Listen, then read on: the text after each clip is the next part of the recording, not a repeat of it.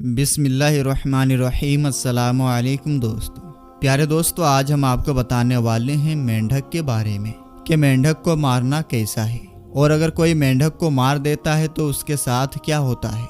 अगर आपके घर में मेंढक आता है तो ये वीडियो को आखिर तक ज़रूर देखें। लेकिन उससे पहले आप लोगों से एक छोटी सी गुजारिश है कि अगर आपने इस वीडियो को लाइक नहीं किया है तो इसे लाइक करें, और अगर आपने अभी तक हमारे YouTube चैनल को सब्सक्राइब नहीं किया है तो चैनल को सब्सक्राइब कर लें और साथ ही लगे बेल नोटिफिकेशन को ज़रूर ऑन कर लें ताकि हमारी अपलोड होने वाली वीडियोस की नोटिफिकेशन सबसे पहले आपको मिल सके। तो चलिए दोस्तों, आज की इस वीडियो को शुरू करते हैं। मेरे दोस्तों, पुराने ज़माने की बात है।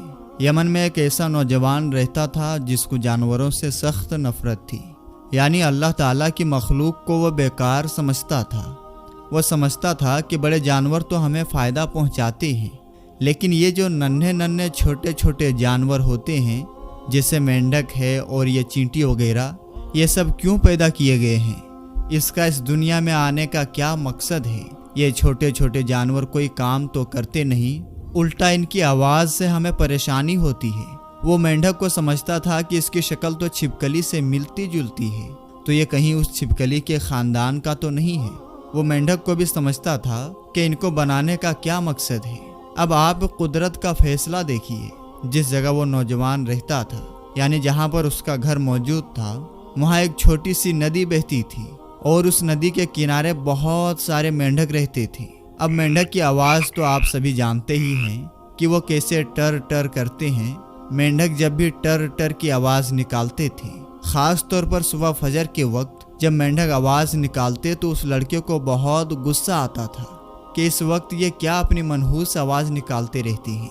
उसके नज़दीक तो वो मनहूस आवाज़ थी, उसे क्या पता था कि उस आवाज़ में क्या राज छुपा हुआ है। इस तरह वो अपने घर से निकलकर उन नन्हे नन्हे बेजुबान मेंढकों को मारता रहता था, लेकिन उनकी तादाद बढ़ती रहती। मेंढक बाहर निकलते और उसके घर में उछल उछल कर आ जाते थे, लेकिन उसको तो उनसे सख्त नफरत थी। वो तो मेंढकों को बस मारना चाहता था। एक दिन उसने एक तरीका सोचा और पूरे उस इलाके में जहाँ मेंढक रहते थे वहाँ पर घास वगैरह थी, वहाँ उसने आग लगा दी और जो मेंढक थे वो खामोशी के नींद सोते चले गए, यानी सब के सब मर गए। अब वो नौजवान बहुत खुश था कि मैं तो कामयाब हो गया, अब मुझे इनकी आवाज़ें परेशान नहीं करेंगी। रोज़ इनकी आवाज़ सुन सुन कर मेरे कान पक चुके थे। अब दोस्तों, जब वो सोया तो सुबह फजर के वक्त उसके ख्वाब में एक मेंढक नजर आया। ऐसा लग रहा था कि वो मेंढक रो रो कर उससे कह रहा है कि तुमने हमें क्यों मारा, बिला वजह हमें जला दिया। हम तो तुम्हें तंग भी नहीं कर रहे थे, हम तो बस सिर्फ अपना काम कर रहे थे। तुमने किस तरीके से हमें भयानक मारा है, तुमने गुनाह किया है। यह ख्वाब उसको रोज नजर आ रहा था और फिर एक मेंढक नहीं बल्कि हजारों की तादाद में मेंढक उसके ख्वाब में आते और ऐसा लगता कि उसके जिस्म पर चढ़ रहे हैं, उसके जिस्म पर चढ़कर उछल रहे हैं। उनकी टर टर की आवाज़ उसके कानों को दुखाने लगी, यहाँ तक कि जिस आग में उसने उन बेजुबान मेंढकों को जलाया था वही आग उसके जिस्म को नुकसान पहुँचा रही है। वह तकलीफ में मुब्तला हो गया था। वह परेशान हो गया और सोचने लगा कि मुझे किसी आलिम दीन के पास जाना चाहिए और इस ख्वाब की ताबीर पूछनी चाहिए। वो एक आलिम दीन के पास गया जो अल्लाह का एक नेक बंदे थे। जब उन्होंने उसका ख्वाब सुना तो कहा, क्या तुमने कोई ऐसा गुनाह किया है जो तुमने किसी के सामने नहीं किया बल्कि छुप कर किया हो? नौजवान ने कहा, नहीं नहीं, मैंने तो कोई ऐसा गुनाह नहीं किया है। उन्होंने कहा, क्या तुमने मेंढक को मारा है? उसने कहा, हाँ मैंने मारा है, क्योंकि वो मुझे तंग कर रहे थे, उनकी आवाज़ मुझे पसंद नहीं थी। मेरे घर के बाहर वो हर वक्त टर टर की आवाज़ करते रहते थे। सुबह फजर के वक्त तो मेरा जीना हराम कर दिया था। इसी वजह से तंग आकर मैंने उन सबको मार डाला।